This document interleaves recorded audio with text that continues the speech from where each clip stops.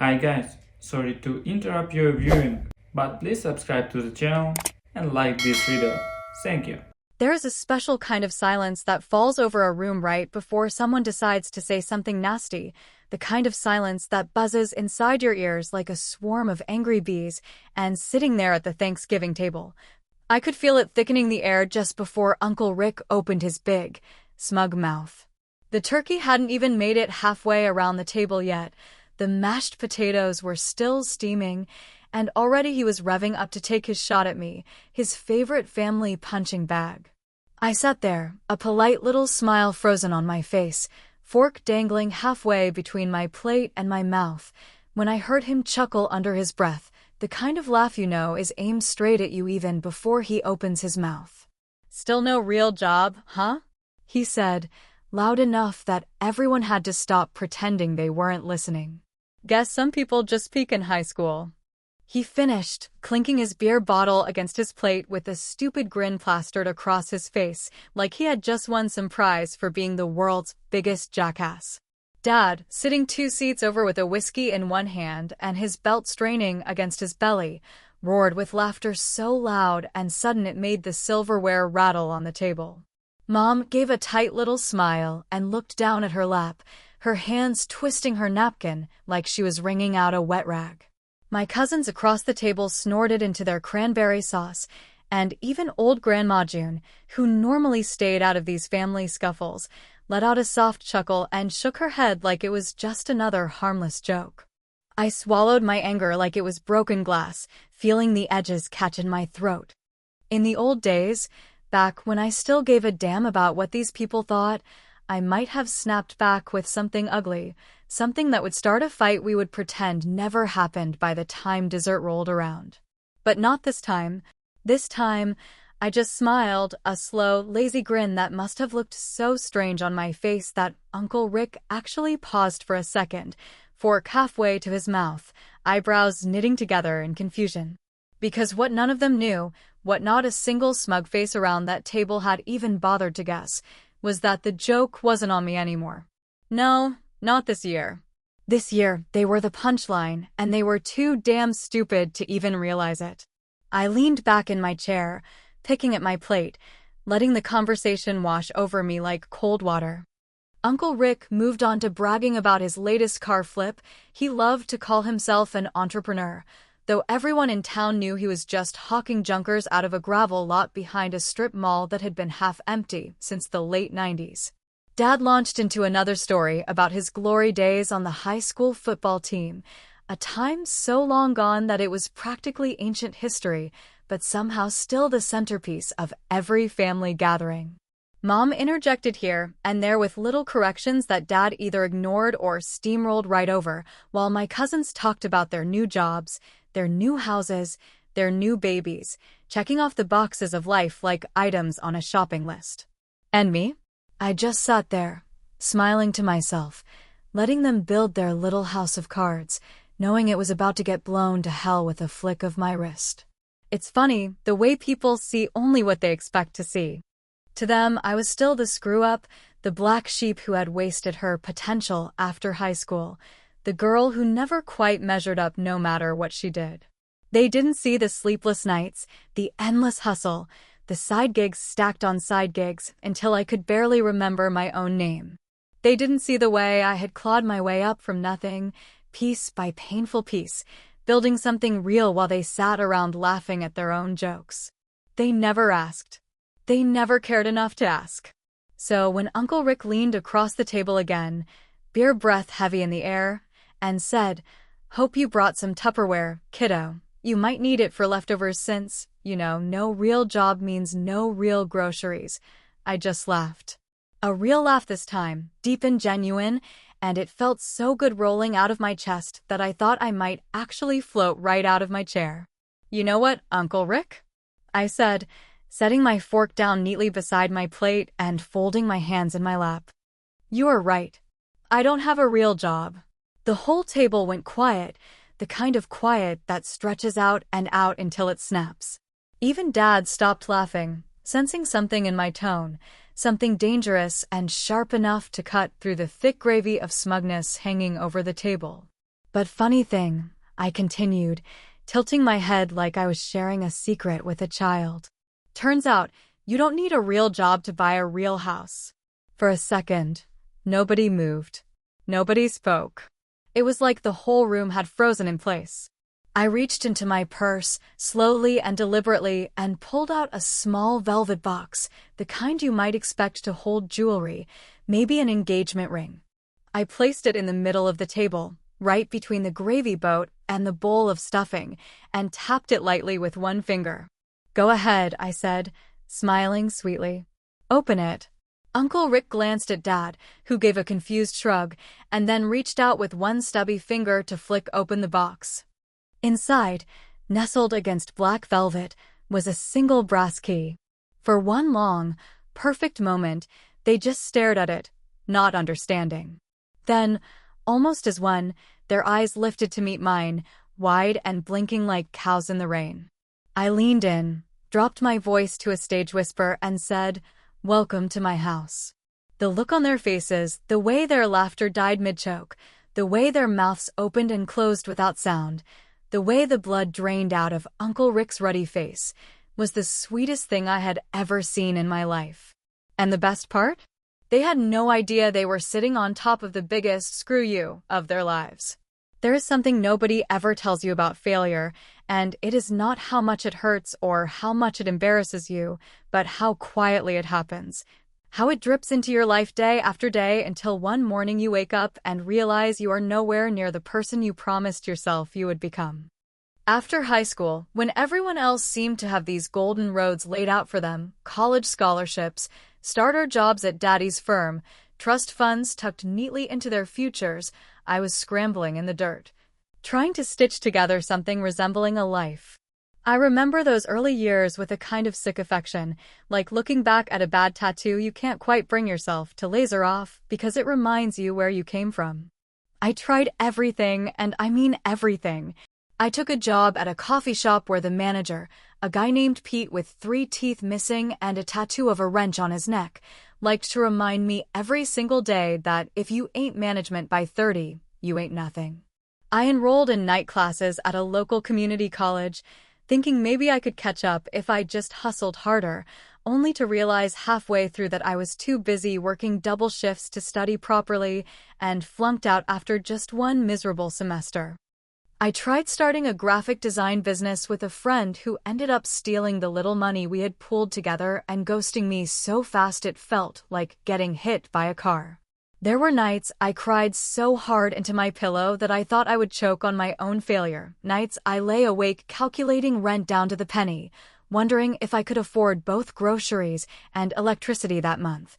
Nights I seriously considered giving up and moving back into my parents' basement just to stop the free fall. The truth is, I didn't peak in high school because there was no damn peak. I barely even made it out of the starting gate, tripping over my own shoelaces while everyone else seemed to be sprinting towards something better. But somewhere along the way, in the middle of all that wreckage, I stumbled onto something real. I was at a garage sale one sticky Saturday morning, digging through a pile of crap nobody else wanted, when I found this ugly, beat-up mid-century modern dresser. It was scratched all to hell and missing 2 knobs, but something about it caught my eye. I bought it for $15, 15 actual dollars scraped together from under my car seats and in the back of my junk drawer, and hauled it back to my crummy apartment like I had just robbed a museum.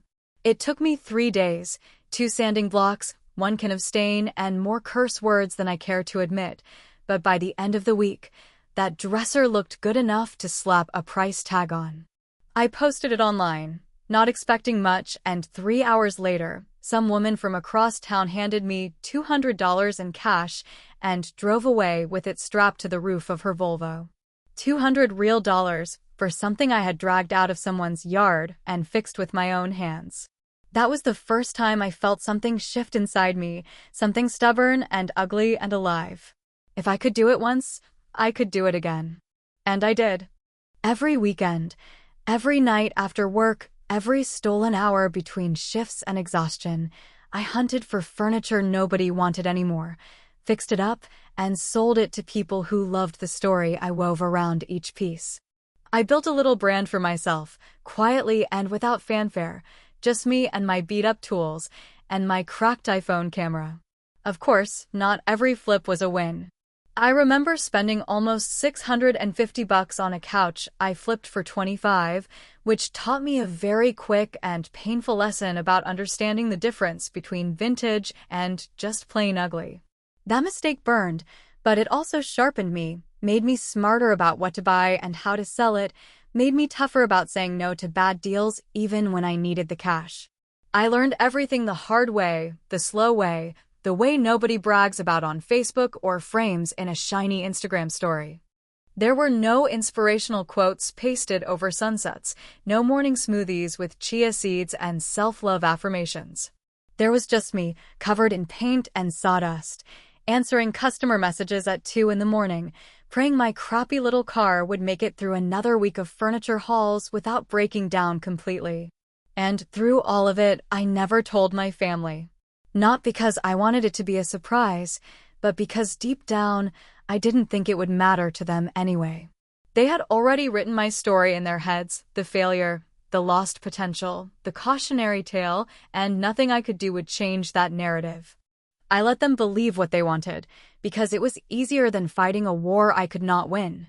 The first real break came when I saved enough to put down a small deposit on a foreclosed property a few towns over, a sad little ranch house with peeling paint, a caved-in porch, and grass growing knee-high around the foundation.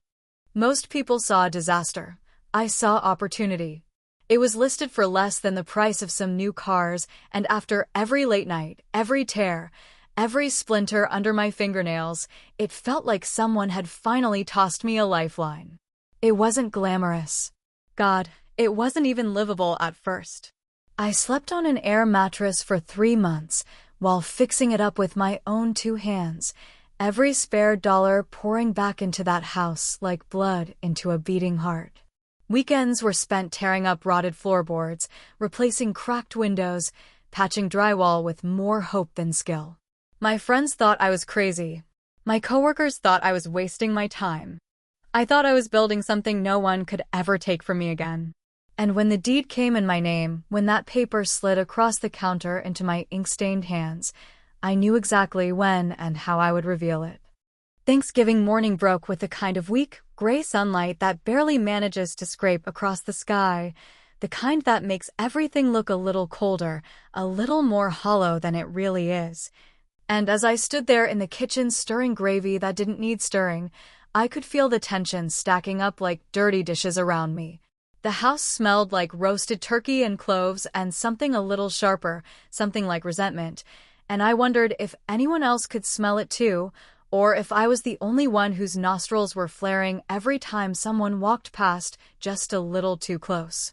The family house, as they kept calling it all morning, looked different than it used to, though nobody seemed to notice, or at least nobody cared enough to comment on it. The paint was fresher, the baseboards clean and sharp where they used to be scuffed and peeling. The creaky floorboards under the dining room table had finally been replaced after years of everyone just pretending not to hear them moan under the weight of Thanksgiving feasts. The pictures on the walls were new, 2 landscapes and still lives instead of the old, faded family portraits that used to line the hallway like a gallery of forgotten sins. And the furniture didn't sag in the middle anymore like it had been waiting for the final insult to collapse entirely. Nobody asked why or how the place had transformed. Nobody looked twice at the updated kitchen or the new crown molding in the living room. They just floated in, threw their jackets over the newel posts like always, and started in on their usual nonsense, treating the place like it belonged to them, like it had always belonged to them, and I guess in their minds it probably did. Uncle Rick was the first to kick things off, of course, sliding into the kitchen with a cup of coffee in one hand and that stupid grin already plastered across his face. He leaned against the counter, bumping the fresh flower arrangement I had set out into a crooked angle without even noticing, and looked me up and down like he was seeing a stray dog that had somehow wandered into his garage.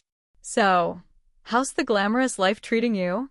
he said, voice dripping with fake warmth, the kind that chills you to the bone. Still living off daddy's money? Or did you finally land yourself a sugar daddy? He asked, laughing at his own joke like it was the funniest damn thing anyone had said all morning. Across the room, Dad barked out a laugh so loud and sudden it made the hanging light fixture rattle, slapping his knee like he had just witnessed a comedy show worth paying admission for. Mom didn't even look up from her pie crusts, her mouth tightening into a thin line as she pressed the edges into perfect scallops with the side of a fork.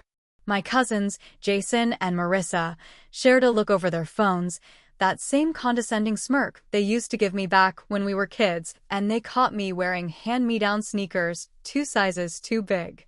I could have said a lot of things right then. Sharp things, cruel things that would have split Uncle Rick right down the middle like a butcher carving a turkey, but I didn't.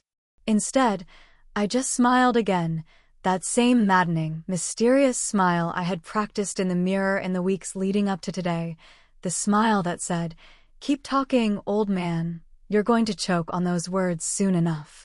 The morning wore on in a haze of thinly veiled insults and forced laughter, the house filling up with the sounds of clinking glassware and the shrill, fake exclamations of a family trying just a little too hard to look like they liked each other.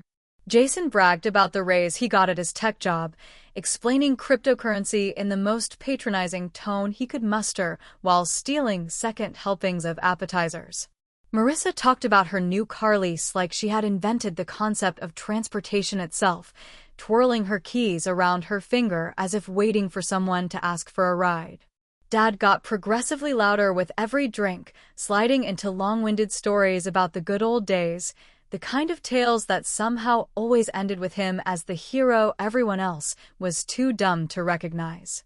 Through it all, I moved silently around them, checking the oven, refilling drinks, smiling that smile, the box burning a hole in my pocket like a live coal I couldn't wait to throw onto the bonfire of their egos. Every time Uncle Rick made another jab, every time Dad hooted with laughter like a drunk hyena, every time Marissa or Jason gave me that pitying look that said, "Isn't it sad how far she's fallen?" I pressed my hand against my side and felt the outline of the box, and it calmed me like a prayer. Finally, after what felt like a lifetime of swallowing bile and fake smiles, the turkey was carved, the plates were filled, and everyone sat around the long, polished table ready to dig in and pretend we were one big happy American family. Uncle Rick, half drunk and bloated with his own importance, raised his glass for a toast he hadn't bothered to prepare, slurring out something about family sticking together and always having a place to come home to, and I nearly laughed out loud at the irony. When the glasses clinked together with a hollow, dissonant ring, I knew it was time. I reached into my jacket pocket, feeling the small velvet box cool and solid against my fingers, and placed it quietly onto the table in front of me. I didn't say a word, didn't need to, because the silence that fell over the room at the sight of it was louder than any speech I could have given. Dad leaned forward, squinting suspiciously like maybe it was some kind of joke he wasn't in on yet. Uncle Rick craned his thick neck over the gravy boat, trying to get a better look. Even Marissa and Jason paused their scrolling long enough to glance up, their faces flickering with something between confusion and curiosity. "Go ahead," I said softly, my voice cutting through the heavy air like a knife. "Open it." Their mouths were still open mid-laugh when they saw what was inside. There are certain sounds you come to expect in a house full of family on Thanksgiving, the clatter of serving spoons against porcelain dishes, the low murmur of gossip traded over slices of pie, the occasional sharp crack of a beer can opening under the table where nobody thinks anyone notices, but in that moment, when the lid of the box creaked open and the shiny brass key caught the overhead light, there was no sound at all. Just the kind of dead silence that falls when something important finally breaks. Uncle Rick's hand hovered over the open box like he wasn't quite sure if touching it would burn him, his mouth half formed around another one of his pathetic jokes, the corners of his lips twitching as if trying to salvage the laugh that had died in his throat. Their faces were almost comical in their confusion, the way toddlers look when you take a toy out of their hands and hide it behind your back, bewildered, hurt, and just beginning to realize the game is not in their favor anymore. For a long, perfect second. Nobody said a word, and I let them sit in it, let them stew in the thick, suffocating quiet that bloomed around the table like a cloud of smoke. Finally, I leaned forward, rested my elbows casually on the table like I was settling in for a long, comfortable conversation, and said, "Funny, because you're sitting in my house." I said it simply, without a single ounce of malice in my voice, which somehow made it land even harder, like a slap delivered with a smile. Dad shifted in his chair, his whiskey glass knocking against his plate with a dull clink, his eyes narrowing into two dark slits as he tried to figure out if I was bluffing, if this was some kind of sick joke meant to embarrass him in front of everyone. Uncle Rick let out a strained little chuckle, the sound high and forced, as if he still thought there might be a punchline waiting to save him. Come on now," he said, shaking his head and waving his hand like he was batting away a fly. "You're just messing with us, right? You don't really think owning a couple of shares in some investment thing makes you the landlord or whatever." I smiled wider, almost pitying him, and reached into my bag for the folder I had been carrying all morning, tucked neatly between the stuffing and the sweet potato casserole like just another Thanksgiving offering. I slid the folder across the table with a soft scrape of paper against wood, watching as Uncle Rick's hand faltered before he finally picked it up with fingers that didn't seem quite steady anymore. Inside the folder were copies of the deed transfer, the tax receipts, and the full mortgage payoff statements, all in my name, all notarized, all official enough to shut down any half-baked arguments before they could start. Uncle Rick flipped through them with increasing desperation, his face growing redder with each page, the laughter that once dominated the room draining out of him like air from a slashed tire. Dad didn't even reach for the papers. He just sat there, staring at the folder like it was a loaded gun pointed straight at his chest, his jaw tight, his fingers drumming a silent, frantic beat against his thigh. His face wasn't angry, not really, not the flushed, explosive kind of anger I would have expected from him, the kind I had grown up tiptoeing around all my life. No, what I saw flickering behind his eyes was something colder, something more dangerous than anger, fear. And that fear wasn't just about the bruised ego of being outplayed by the daughter he had spent years mocking behind her back. It wasn't about the house either, not really. No, it was something deeper, something that twisted his mouth into a grim line and made his hand curl into a white-knuckled fist against the tablecloth. It hit me then, as clear and cold as a slap across the face. He wasn't afraid of losing the house. He was afraid of what I might find inside the house, what secrets the walls might still be keeping, what debts, what lies, what unfinished business had been tucked into the dark corners like dust no one ever bothered to sweep out. Uncle Rick tried to rally, puffing out his chest and scoffing like this was all just some big misunderstanding, like ownership was just a technicality and we were still family and family didn't draw lines in the sand over something as silly as property. He threw out words like tradition and heritage, and even had the gall to say that everyone knows this house belongs to the family, not just to one person on a piece of paper. I let him rant, let him flail around in the ruins of his own bravado, because it didn't matter anymore. There was no saving face here. No clever joke, no empty toast about family unity could cover the ugly, naked truth spreading out across that beautiful new table like a bloodstain. Nobody else spoke. Jason stared down at his plate, pretending to be fascinated by the smear of cranberry sauce there.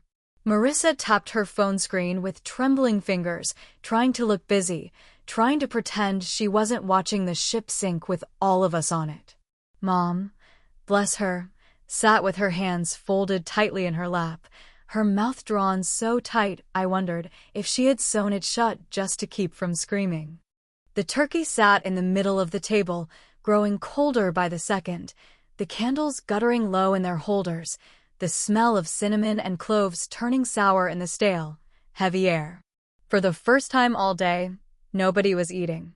Nobody even moved. I could feel the shift happening right there in real time, like the plates and glasses and chairs were rearranging themselves around a new center of gravity, one that didn't include Dad at the head of the table. One that didn't include Uncle Rick holding court with his stupid stories. One that had me, finally, sitting squarely where they never thought I would be. And it wasn't just about Thanksgiving dinner anymore. Later that night, when the plates had been scraped clean of even the pretense of politeness and the leftover pies sat congealing on the kitchen counter under flickering fluorescent lights, Dad cornered me in the narrow hallway just outside the laundry room, where the sounds of the family half-heartedly pretending everything was normal could not quite reach us. His breath was thick with whiskey and something sour underneath it, something like desperation barely masked by anger, and for the first time in my life, I saw him not as the blustering patriarch he liked to play, but as something smaller. Something cracked and leaking fear from all the seams. He didn't waste time with small talk or fake smiles the way he had all evening, didn't even pretend to be mad about the public embarrassment I had served up in front of everyone we both knew he desperately needed to impress. Instead, he leaned in close enough that I could see the broken capillaries blooming across his nose and said, low and hard, "You don't know what you've done, girl.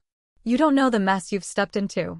There was no heat behind it, no fire like I had expected, only a hollow coldness that made my stomach twist into a sick knot. I crossed my arms over my chest and leaned back against the wall, feigning a casualness I did not feel, the deed still folded neatly inside my purse like a secret weapon I wasn't sure if I wanted to use yet. "You mean," I said, voice sharp enough to slice the heavy air between us, "the mess you made and thought you could keep hiding?" His mouth tightened into a grim line, and for a moment, I thought he might actually hit me the way he used to threaten back when I was a kid mouthing off in the wrong tone at the wrong time. But the moment passed, and instead, he scrubbed a hand down his weathered face and muttered, "It wasn't supposed to happen like this." Piece by piece, the truth spilled out of him in short, bitter bursts, like he hated every word he was being forced to say. He admitted he had stopped paying the mortgage years ago, skimming money from refinancing deals he had lied to Mom about, taking out second and third loans against the house's value like it was some bottomless ATM that could never run dry. When the foreclosure notices started piling up, he burned them in the garage incinerator and told everyone the mortgage company had made a clerical error, that it was being straightened out. All the while, he kept hosting Thanksgiving dinners in a house that was sinking under debt, smiling and carving turkey like he wasn't standing on a crumbling foundation, ready to swallow him whole. "You buying it," he said, voice cracking in a way that twisted something sharp in my chest. "You owning it outright. It exposes everything. Everything I tried to bury." For a long time, I said nothing, letting the weight of his confession hang between us like a rotten smell, because what was there left to say? The father I had spent most of my life trying to impress, trying to please, trying to win even a scrap of real respect from, had been lying to everyone, lying to himself, and now it was all unraveling because of me. "I didn't mean to," I said finally, the words tasting bitter on my tongue. "I just wanted something that was mine." He laughed then, a broken little sound that scraped raw against my ears. "Well, congratulations," he said, stepping back, wiping his mouth with the back of his hand like he was spitting something vile onto the floor. "You got it." When I emerged from the hallway a few minutes later, Uncle Rick was waiting near the front door, keys jingling in one hand, that greasy used car salesman's smile glued to his face like he thought he could still bargain his way out of what was coming. He pulled me aside with a wink and a whisper, slipping a folded check into my palm like he was passing a bribe to a dirty cop in some bad movie. "Listen, sweetheart," he said, dropping his voice low enough that nobody else could hear. "Maybe you just forget all that paperwork stuff. Yeah, let's keep it in the family. No need to go making a big scene over nothing." I didn't even unfold the check to see the number he thought would be enough to buy my silence. I just let it fall to the floor between us, watching as it fluttered down like a dead leaf, and walked away without another word. The rest of the evening dragged by in a haze of brittle smiles and half-hearted goodbyes, everyone desperate to get out of the house that had turned on them like a living thing, everyone pretending they weren't fleeing like rats from a sinking ship. Mom packed up leftovers nobody wanted to take, stacking Tupperware containers in the fridge with mechanical precision, her mouth tight and her eyes glassy. Jason and Marissa mumbled excuses about early flights and slammed car doors behind them without looking back. Uncle Rick peeled out of the driveway so fast he kicked gravel up onto the freshly painted siding.